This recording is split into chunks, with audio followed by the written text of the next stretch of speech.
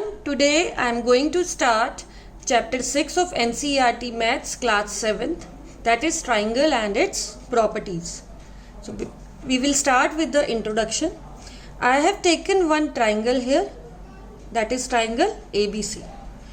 So first of all we talk about its sides. हमें पता है, though we have done it in class 6, but before starting the chapter it is very necessary to recapitulate all the topic done in class 6.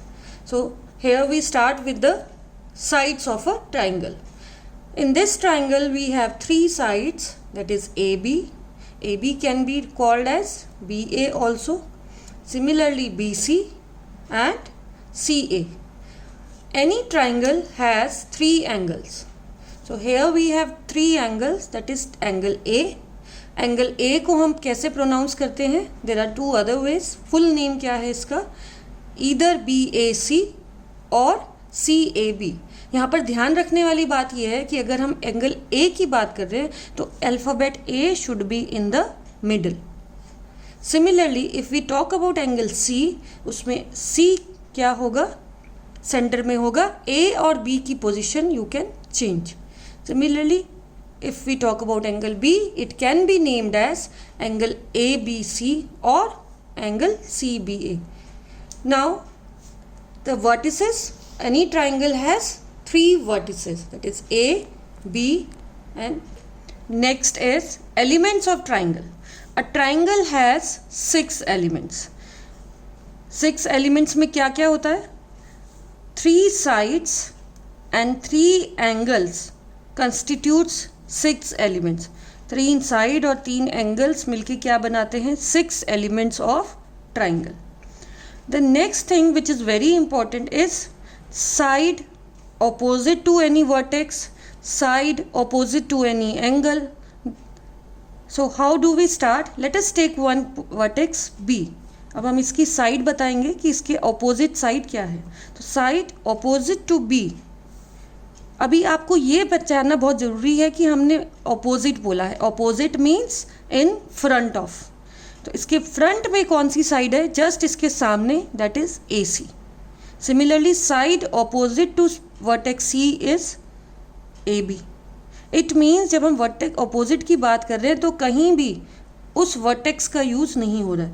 B के opposite अगर AC बोल रहे हैं तो B कहीं नहीं आ रहा है. सिमिलरली C के opposite side is AB. C is not included. Similarly, side opposite to vertex A is BC. Now, another word which will come in every class. Opposite and adjacent are such words जो कि आपको हर बार पूरी geometry में class 8, class 9th में ज़रूर आएंगे. तो इनका आपको आइडिया बिल्कुल क्लियर होना चाहिए. Now I talk about side adjacent to vertex B. इस वर्टेक्स के एडजेसेंट मतलब साथ वाली साइड्स कौन सी हैं, इसके पड़ोसी वाली साइड्स कौन सी हैं, नेबर्स में इसके कौन सी साइड है. तो हम देख रहे हैं इसके नेबर में इसके जस्ट बिसाइड 2 साइड्स हमें दिखाई दे रही हैं, that is side AB and side BC. Now what common you are finding here? अगर हम बात वर्टेक्स की B के एडजेसेंट की कर रहे हैं तो B वर्टेक्स दोनों साइड में आ रहा है, AB BC. अगर हम बात करें इस वर्टेक्स C की एडजेसेंट साइड्स की, so you will write BC and C. Next is similarly you can be you will be asked angles opposite to any side. अब एंगल पूछ लिए आपको ऑपोजिट किसी साइड के, तो इस साइड के ऑपोजिट एंगल आप सेम रूल वही लगाओगे जो आपने वर्टेक्स के लिए लगाया था. इसके जस्ट इन फ्रंट ऑफ कौन सा एंगल दिख रहा है हमें? Angle A, that is angle BAC. Similarly इसके साथ इसके पड़ोसी इसका BC के एडजेसेंट साइड्स एंगल्स कौन से हैं? ये एंगल तो इसके सामने था ऑपोजिट. अभी मैंने पूछा आपसे angles adjacent to side BC. इसके एडजेसेंट बिल्कुल इसके साथ में बराबर में कौन से एंगल है? That is angle B and angle C. तो BC की बात हो रही है तो उसमें B वर्टेक्स तो ज़रूर ही आएंगे, that is angle B and angle C. Similarly, if I ask you angles opposite to side AC, फिर से आप वैसे ही देखेंगे इस साइड के जस्ट सामने, that is angle B, and angles adjacent to side AC is angle A and angle C.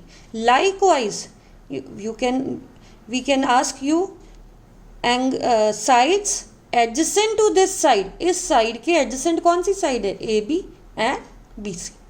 ऐसे. So with this I have completed the introduction of this chapter.